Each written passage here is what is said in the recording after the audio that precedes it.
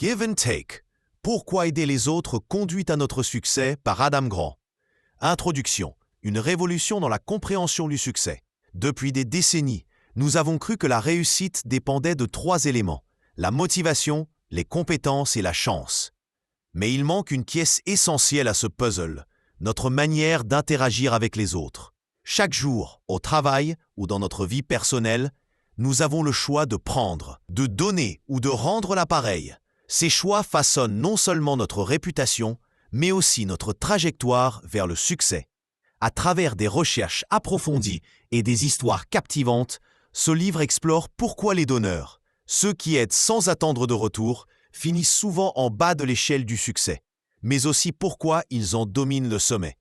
Contrairement aux idées reçues, la générosité n'est pas une faiblesse. C'est une stratégie puissante à condition de savoir l'utiliser. Les 3 visages de la réciprocité. Imaginez un monde où chacun est motivé par une question simple. Que puis-je obtenir des autres? C'est le mantra des preneurs. Ils voient la vie comme une compétition où il faut maximiser ses gains. À l'opposé, les donneurs se demandent « Que puis-je offrir aux autres ?» Leur priorité est de créer de la valeur pour ceux qui les entourent. Entre les deux, les équilibreurs cherchent à maintenir une balance juste. Un service rendu mérite un service en retour. Prenons David Hornick, un investisseur en capital risque. Lorsqu'un entrepreneur, Danny Shader, lui présente son projet, Hornick refuse de le presser pour signer un contrat. Au lieu de cela, il lui donne du temps pour explorer d'autres options et partage une liste de références impressionnante. Bien que Shader choisisse finalement un autre investisseur, Hornick reste engagé, ce qui finit par lui valoir une place dans le conseil d'administration de l'entreprise. Sa générosité initiale a créé une relation de confiance, lui permettant de gagner non seulement un allié, mais aussi des opportunités futures. Les études confirment ce paradoxe. Les donneurs sont surreprésentés parmi les moins performants et les plus performants. Par exemple, dans une étude sur des ingénieurs en Californie, les moins productifs étaient ceux qui aidaient trop, au détriment de leur propre travail. Pourtant, les ingénieurs les plus performants étaient aussi des donneurs. Ils partageaient leurs connaissances de manière stratégique, renforçant ainsi la collaboration et leur propre réputation.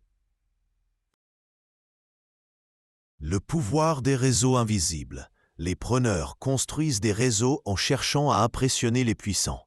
Les donneurs, eux, tissent des liens en aidant sans calcul. Adam Rifkin, qualifié de meilleur réseau d'Amérique par Fortune, en est l'exemple parfait.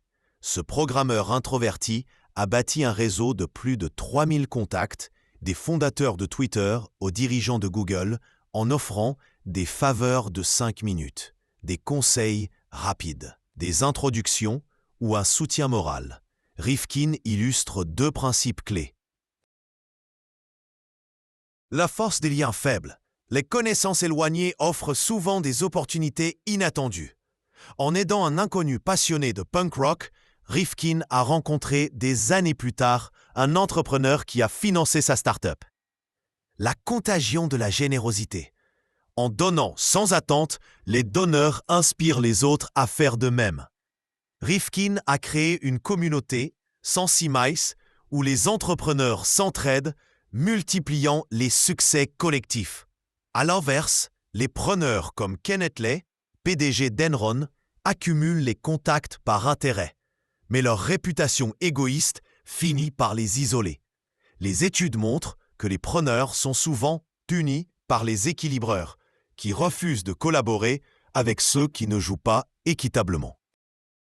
Collaborer sans concurrencer, George Meyer, scénariste légendaire des Simpsons, incarne la collaboration altruiste.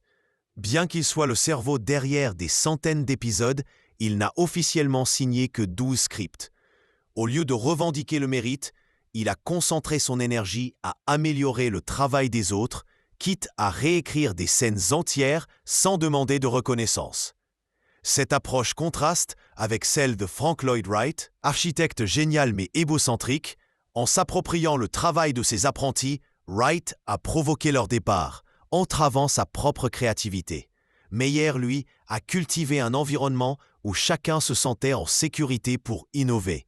Résultat, les scénaristes des Simpsons ont produit certains des épisodes les plus acclamés de l'histoire de la télévision.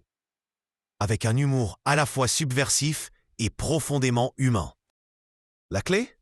L'expédition Behavior, mettre les objectifs du groupe avant les siens. Les donneurs comme Meyer gagnent la confiance de leurs pairs, ce qui leur permet de prendre des risques créatifs. En psychologie, on appelle cela les crédits d'idiosyncrasie. En accumulant des actes de générosité, on obtient le droit de sortir des sentiers battus. Voir le potentiel là où les autres ne voient rien.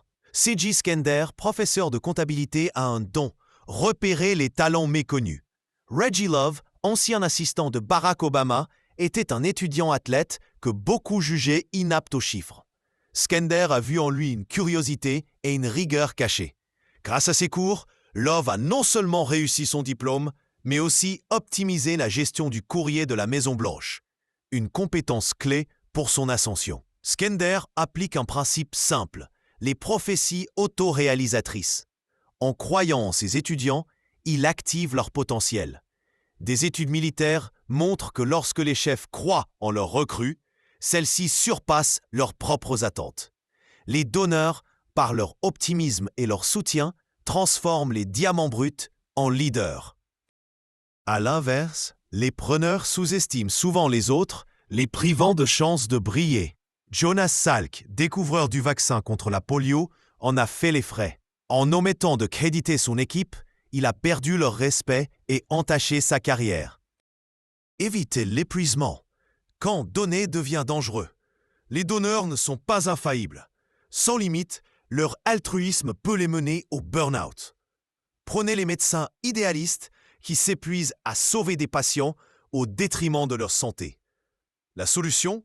La générosité stratégique, aider de manière ciblée et durable.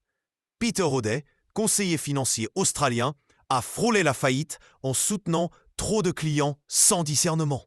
Il a appris à prioriser les relations mutuellement bénéfiques tout en conservant sa philosophie de don. Comme le dit le fondateur de LinkedIn, Reid Hoffman, la générosité n'est pas un chèque en blanc, c'est un investissement dans l'écosystème. Les études montrent que les donneurs efficaces fixent des limites, volontaires, 100 heures par an, pas plus, s'allient aux équilibreurs, ils protègent les donneurs des preneurs et célèbrent les petites victoires. Cela renforce leur motivation à long terme. Conclusion. Le cercle vertueux, le succès des donneurs ne repose pas sur l'abnégation, mais sur une vision à long terme. En aidant les autres, ils créent des réseaux solides, inspirent la collaboration et attirent des opportunités invisibles aux preneurs.